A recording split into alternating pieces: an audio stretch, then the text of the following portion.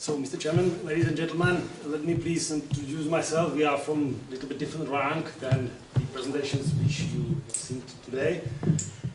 We are joint collective of people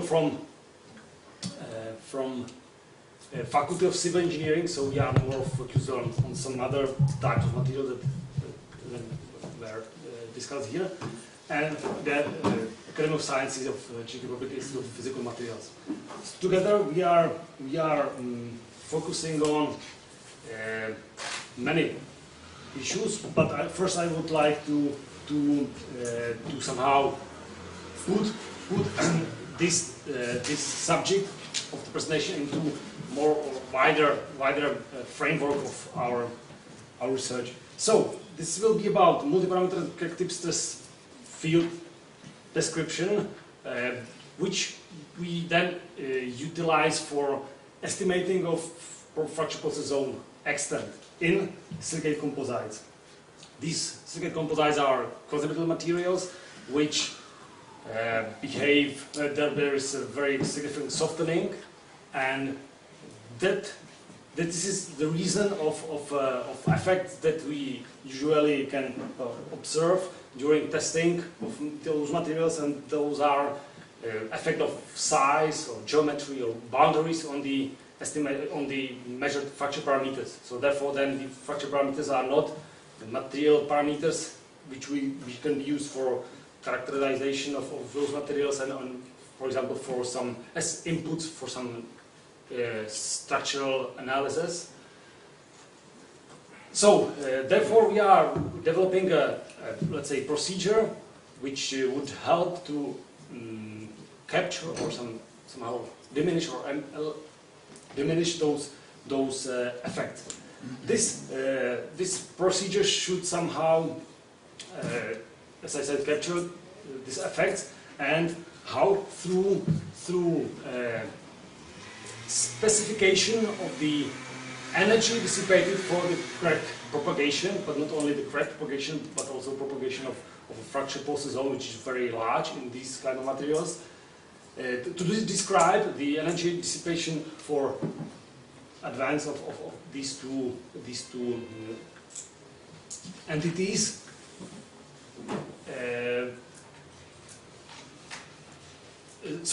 Sorry, as I said, we somehow want to specify the energy which is needed for advance of these entities by some descriptors of those entities. So that means crack length, crack opening, and also the volume of the fracture process zone. So we are dividing the energy dissipated for the crack and fracture process zone propagation into two portions. One is specified by the crack, the description of the crack, and the second by the description of some characteristics of the process zone. Yeah. So for that we developed a method, we call that reconstruction of fracture process approach, for which we use some amalgamation of several approaches to modeling of failure. First one is, or the first step here is the multi-parameter fracture mechanics, which is some kind of which is one of the main topics of this conference. Then some non-linear fracture models from concrete, like equivalent elastic crack models and cohesive crack models, and then of course some plasticity approach, which is or the models appropriate for those materials which we are dealing with, quasi-brittle materials. For that we can use Rankin, Drucker-Prager, or Wieland-Warnke plasticity or something like that. So first I will try to very quickly introduce the functioning of our method, and then I will focus on specific parts dealing with the characterization of the crack tip. So first, again, we are dealing with another materials and also with another type of loading. So it's not fatigue; it's just a quasi-static fracture test, from output of which is such kind of load deflection diagram, for quasi-brittle materials, it's typically with such a softening. So for each point of the fracture of the fraction diagram, we are able to predict the actual position of the effective crack tip. For each position of the crack tip, utilizing multi-parametric fracture mechanics, we are able to describe the stress field, of course. Then on the predicted stress field, we can apply some appropriate plasticity conditions and then obtain profiles of the plastic zone. It's not plastic because there are other mechanisms than plasticity, but because of the similarity, we can use the same term. And then, of course, for the crack flanks profile, we are able to calculate the crack opening, and then, because the quasi-brittle materials are typically softening, then we can apply the cohesive crack model. So apply some cohesive function, and within this cohesive function, we are able to unify or make a unification of the plastic zones within the range of acting of the cohesive stress. So that was the introduction of our reference approach. Then I'll try to show you some details of the specification of the near crack tip field which we use within that approach. Use a method, show a method for which we use for estimation of values of the William of the higher order terms of the Williams series, and show some modeling the results. So this is basically what I've said, and I would like to show that in this presentation I'll focus your attention on those two steps of the procedure. That means description of the stress field and then application of the stress field for the plasticity condition. Okay, so for description of the near crack the field, we use the Williams proper expansion, which is known for mixed mode, or here is written for the mixed mode situation. But to make it simple, I will be speaking just about the mode 1. So here you can see the formulas for the mode 1 condition. So you can see that not only first the singular or the constant term of the series is utilized in our approach. Why? Because when we want to describe plastic zone, the process zone in the quasi-brittle materials, then we need to describe the stress field even in a much larger distance from the crack tip than it's usual in your material. That means neither classical nor two-parameter fracture mechanics is suitable, as you will see in a minute. So therefore, we are using much more parameters of the much more terms of the Williams series to describe more or less precisely the stress field. So then we use, of course, method which is based on square root formulation to estimate the coefficients of the higher order terms of the Williams series for our geometries. And the geometry which is the topic of this presentation is the wedge splitting test, which is very convenient for estimation of or measuring of fracture parameters of quasi-brittle materials. Okay, so this is the modeled geometry. It can be used with wider or narrower wedge, and this is the modeling. This is, you can see the nodes around the crack tip, which are used as from which the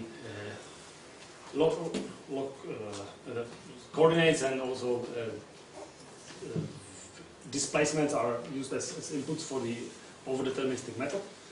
And as a result, then we obtain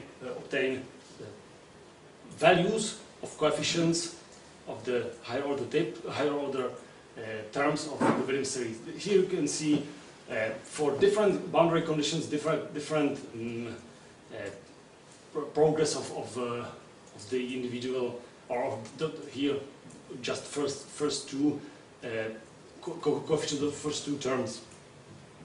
Then you can see that the boundary conditions influence, of course, the stress field, and therefore it also must somehow influence the description of the stress field in a quite large distance from the crack tip. So here you can see just result, but I don't think that you can somehow. This is nothing but can tell somehow, but you can see that we are able to, or in that case we were able to estimate the values precise enough for first 12 terms of the Williams series. You can see those terms for different relative crack length, and I will show you comparison of reconstruction of the stress field using the Williams power expansion with the finite element solution, which was from which actually the inputs into the calculation of the higher order terms were taken. So as you can see, these are used number of terms into the Williams series, and this is sigma y, the opening normal stress component. This is sigma x for the larger crack, and you can see the isolines reconstructed using the Williams series with the finite element solution. And you can see that if you want to describe the stress field in large distance from the crack tip, which is typical for quasi-brittle materials, this is the 1/2 of the WST respecting the specimen 100 millimeters, 100 millimeters. You can see that the size of the fracture process zone is centimeters. Then you can see that you need, for example, maybe the green line is this specific distance from the crack tip which is needed, and you can see that you must need more than typically 1 or 2 terms of the series. And if you want to describe it even larger distance, then you can go for further. This is from the sigma x. And last, this slide is for the sigma 1 stress component. That means if you, for example, use the Rankine plasticity condition, then you will be comparing this sigma 1 with tensile strength of the material, for example. So here you can see that if your fracture process zone is large, like the yellow, like for example the yellow area, then either 4 or 7 of 7 terms of the film series must be taken into account. So to conclude, I will somehow show you our approach for determination of the size and shape of the fracture process zone for quasi-brittle materials. This method is going to be utilized for within procedures for estimation of, let's say, the true fracture parameters of quasi-brittle materials, which should be independent of the size, shape, or boundary conditions of the laboratory specimen. And this I showed just one half of the story. The second portion of the story should be the specification of the energy dissipated for the fracture via the characterization of the fracture process zone and the effective crack length, let's say. So, okay. I would like to show you maybe some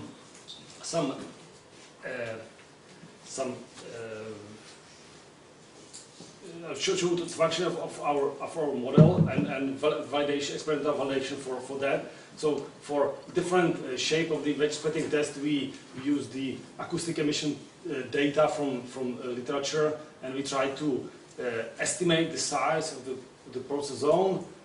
Of course, you can see just the cumulative